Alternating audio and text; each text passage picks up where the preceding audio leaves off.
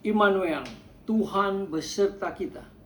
Kembali bertemu dengan saya, Pendeta Jonathan F. Pulalan, pada hari Minggu tanggal 2 Januari tahun 2022. Mari kita tunduk kepala, minta pimpinan Roh Kudus untuk pembacaan dan pemberitaan firman Allah. Mari berdoa. Tuhan Yesus, kami bersyukur karena hari ini kami sudah memasuki hari yang kedua di tahun 2022. Kami mau mendengar firman-Mu dan membaca firman-Mu. Tuhan, urapi hamba-Mu dan urapi juga para pendengarnya, supaya kami dikuatkan oleh Tuhan Yesus pada tahun 2022 ini. Berfirmanlah karena kami sudah siap mendengarkan firman-Mu. Dalam nama Tuhan Yesus kami berdoa. Amin. Mari kita baca firman Tuhan yang diambil dari 1 Yohanes pasal 2 ayat yang ke-18. 1 Yohanes pasal 2 ayat 18 yang berkata begini. Anak-anakku, waktu ini adalah waktu yang terakhir. Dan seperti yang telah kamu dengar, seorang antikristus akan datang. Sekarang telah bangkit banyak antikristus. Itulah tandanya bahwa waktu ini benar-benar adalah waktu yang terakhir.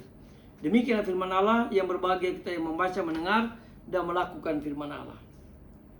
Tema kita pada hari Minggu tanggal 2 Januari tahun 2022 adalah hati-hati dengan ajaran antikristus di tahun 2022. Nah, saudara-saudara yang saya kasih dalam Tuhan Kristus, Rasul Yohanes memperingatkan umatnya atau kita bahwa agar kita waspada terhadap antikristus dan ajarannya.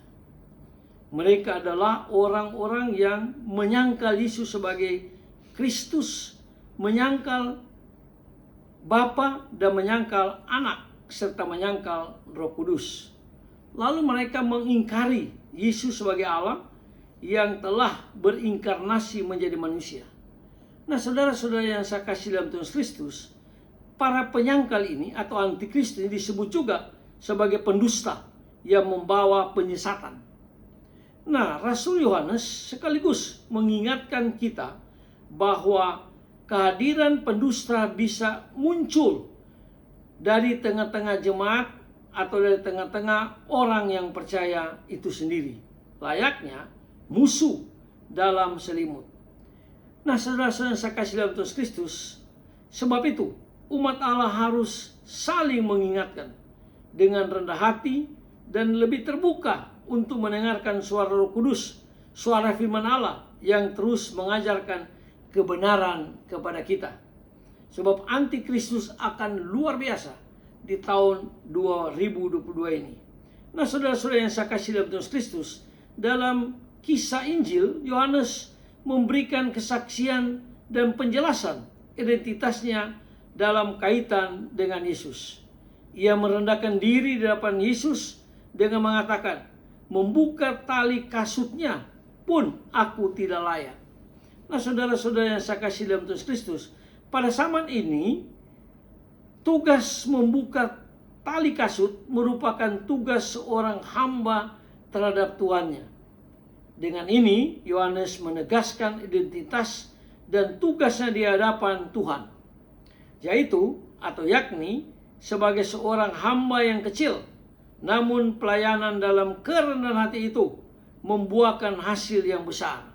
Jadi kita menghadapi siapapun, termasuk menghadapi antikristus, kita harus dengan kerendahan hati mengajar mereka supaya mereka bertobat dan mereka kembali ke jalan yang benar. Itu yang dikehendaki oleh Tuhan kita Yesus Kristus. Nah, saudara-saudara yang saya kasih dalam Tuhan Kristus, banyak orang yang mengikutinya. Sudah banyak orang-orang yang mengikuti antikristus. Tapi kita terus berdoa supaya mereka berbalik dan mereka mengikuti Yesus. Meskipun demikian, Yohanes tidak berbangga diri. Ia kembali menegaskan identitasnya bahwa Yohanes bukan Mesias. Yesus adalah Mesias yang diurapi Allah. Nah, saudara-saudara yang saya kasih dalam Tuhan Kristus, pribadi Yohanes, kita belajar menjadi murid yang sejati. Hidup kita dipanggil untuk bersaksi tentang siapakah Tuhan Yesus kita. Siapakah Kristus itu? Dalam kata-kata dan perbuatan. Kita diajak untuk menjadi saksi Kristus yang sejati. Bukan menjadi pendusta yang mengingkari Tuhan dan memuliakan dirinya sendiri. Itulah antikristus. Dia mengingkari Tuhan lalu dia memuliakan dirinya sendiri. Namun kita sebagai pengikut Kristus, kita harus setia pada Kristus dan kita berdoa supaya antikristus itu kembali bertobat dan menjadi percaya kepada Tuhan Yesus. Itulah yang paling penting. Itulah sebabnya sesuai dengan tema kita harus hati-hati dengan ajaran antikristus pada tahun 2022 ini. Mari kita minta pertolongan Roh Kudus supaya kita menghadapi mereka dengan penuh keyakinan iman bahwa Kristus pun bisa mengubah mereka sekalipun mereka menjadi pengikut antikristus. Semoga firman Tuhan ini memperingatkan kita supaya kita makin hati-hati dan kita makin waspada dan kita harus hidup benar di dalam Tuhan kita Yesus Kristus. Mari kita tunduk kepala kita berdoa. Tuhan, kami tahu bahwa pengajaran antikristus itu sangat menyesatkan. Dan kami yakin di tahun 2022 ini akan semakin luar biasa antikristus yang menjadi kaki tangan daripada iblis. Tapi kami yakin pada tahun 2022 ini Tuhan beserta dengan kita. Tuhan melindungi kita. Supaya kami pun dapat menghadapi antikristus itu dengan penuh keyakinan iman. Lalu kami sampaikan kebenaran firman Allah, yaitu Kristus adalah juru selamat dunia ini. Dan kuasa roh jahat, kuasa setan sudah dikalahkan oleh kuasa Kristus. Termasuk kuasa antikristus itu sudah dipatahkan oleh Tuhan kita Yesus Kristus. Pada waktu Yesus lahir, dia mati, dia bangkit, dia pulang ke surga. Dan Kristus berjanji akan datang kembali untuk mengangkat orang yang sudah percaya pada Kristus. Kami berdoa Tuhan supaya pengikut-pengikut antikristus ini bertobat dan hidup baru bersama dengan Tuhan Yesus. Ampuni dosa kami Tuhan, dengarlah doa kami. Dalam nama Kristus Gembala kami yang sangat baik, kami berdoa dan bersyukur. Haleluya, amin. Terpujilah Kristus, sampai kita berjumpa di kesempatan yang lain.